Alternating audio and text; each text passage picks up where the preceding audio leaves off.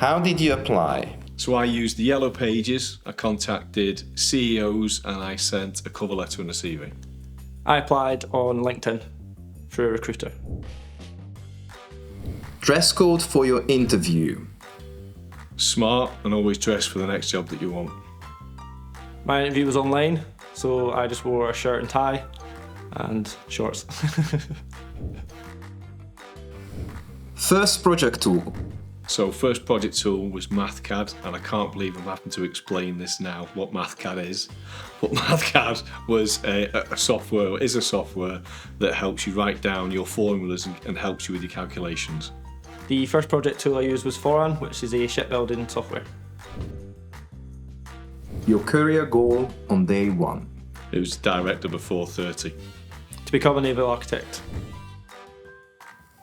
Team communication.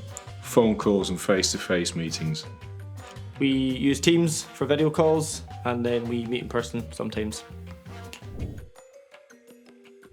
Coolest marine innovation. Okay, so it might not sound very cool, but the innovations we were using back then were a mixture of balloons, talcum powder, and drop tests to prove the CFD analysis for capture of nuclear particles.